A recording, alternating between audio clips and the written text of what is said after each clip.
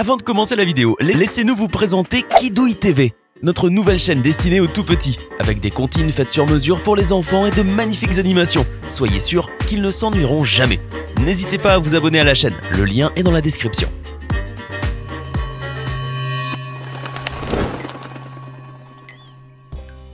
Bonjour et bienvenue à tous. En 1991, quelques alpinistes firent la découverte d'une momie maudite dans les Alpes de l'Ötztal.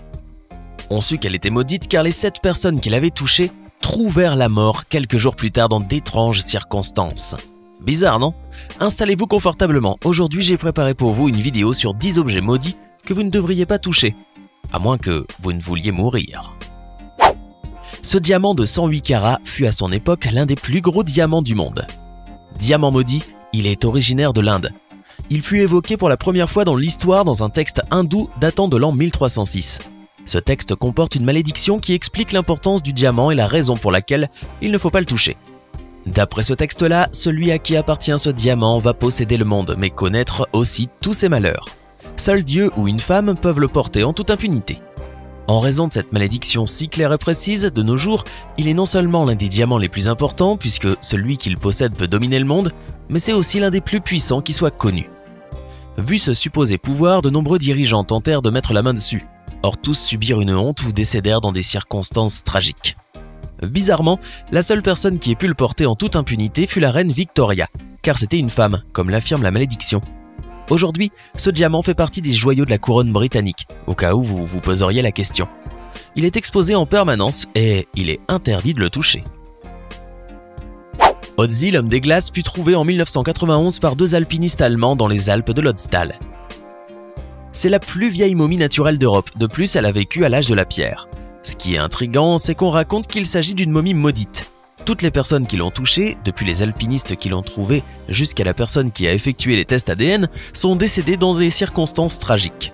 À titre d'exemple, le médecin légiste qui a récupéré le corps a trouvé la mort dans un accident de voiture quelques jours plus tard. Une des premières personnes à avoir vu le visage de cette momie est décédée dans une avalanche quelques jours plus tard. Un journaliste qui tournait le documentaire sur l'homme des glaces a succombé à une tumeur cérébrale, tandis qu'un chercheur qui se moqua de la soi-disant malédiction en public décéda d'une sclérose en plaques quelques jours plus tard. Au total donc, 7 personnes en relation avec sa découverte ont connu une mort mystérieuse. Bien qu'il soit possible qu'il ne s'agisse que de simples coïncidences, l'homme des glaces qui est exposé dans un musée italien est l'une des découvertes maudites les plus intrigantes de toute l'histoire, donc non, n'y touchez surtout pas. La légende raconte qu'avant son exécution en 1702, le meurtrier Thomas Busby avait comme dernier souhait de dîner dans son bar préféré. Lorsqu'il termina son dîner, il lança une malédiction à la chaise sur laquelle il était assis, en disant que la mort s'abattrait sur toute personne qui tenterait de s'asseoir dessus. Et ce fut le cas. Depuis lors, on raconte que 63 personnes qui s'assirent sur cette chaise décédèrent quelque temps après. L'un des cas les plus récents est celui d'un pilote et d'un ouvrier qui se sont assis juste dessus pour prouver qu'il s'agissait d'une superstition stupide. Quelques jours plus tard, le pilote décéda à cause d'une défaillance à bord de son avion. Quant à l'ouvrier, il décéda lorsque le toit d'une maison lui tomba dessus pendant qu'il était en train d'effectuer quelques réparations dans cette maison. Incroyable, n'est-ce pas? À la suite de toutes ces morts horribles, la chaise fut envoyée au musée Thirsk en Angleterre. Et pour s'assurer que personne ne s'asseye dessus et meure par la suite, on décida de la laisser là, suspendue dans l'air. Bien que pour beaucoup, il s'agisse d'une chose ridicule, il vaut mieux être prudent, n'est-ce pas? D'après l'histoire, les anciens Égyptiens croyaient que toute personne qui dérangeait le sommeil de la momie d'un pharaon affronterait une terrible malédiction. En gros, la mort. Ceci a pu être confirmé lors de la découverte de la tombe de Toutankhamon en 1922. Certains chercheurs affirment que, juste avant d'arriver à la chambre où se trouvait la tombe du pharaon, celui-ci, qui l'a découverte, Howard Carter, avait trouvé une sorte de sceau qui avertissait que toute personne qui ouvrirait cette chambre mourrait très bientôt. Et ce fut le cas. En 1923, quelques mois seulement après avoir ouvert cette tombe, Lord Carnarvon, celui qui parraina la campagne de fouilles, mourut des suites d'une simple piqûre de moustique. Son frère décéda à son tour quelques jours plus tard de manière inexplicable. Arthur Mace, un autre de ceux qui étaient derrière la campagne, décéda sans aucune explication médicale. Sir Douglas Reid, qui prit des radios de la momie, décéda d'une maladie mystérieuse quelques années plus tard. Et la liste s'allonge encore et encore, tant que cela pourrait vous ennuyer. Les décès liés à cette découverte sont tellement nombreux qu'aujourd'hui, la malédiction du pharaon est considérée comme quelque chose de réel. Il est d'ailleurs interdit à quiconque de toucher la tombe de Toutankhamon.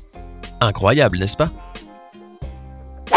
Selon la tradition des Maoris, un groupe d'autochtones de Nouvelle-Zélande, les masques de guerre constituaient un objet important pour chaque autochtone, car son âme était transférée dans le masque s'il perdait la vie durant la bataille.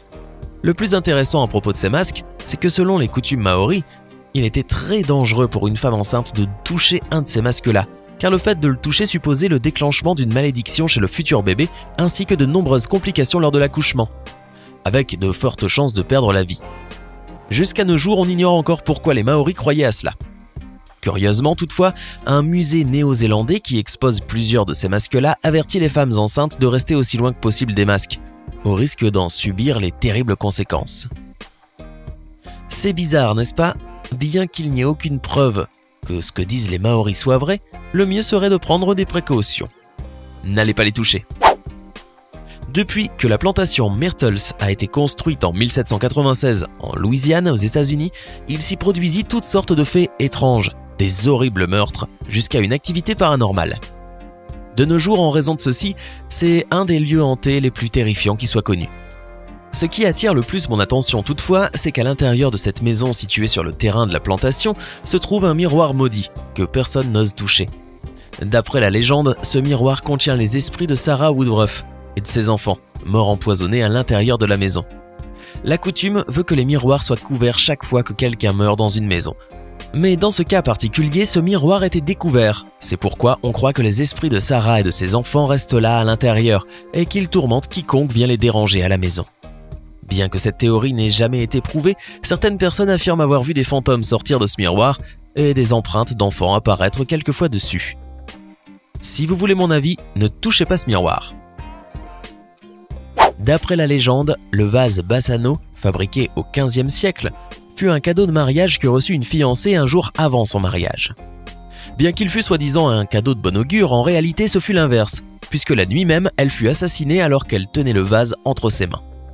Après cette tragédie, le vase fut remis à un autre membre de sa famille qui mourut à son tour également dans des circonstances étranges. En voyant ce qui se passait, la famille décida qu'il était préférable de s'en débarrasser. Or en 1998, il fut à nouveau trouvé par quelqu'un.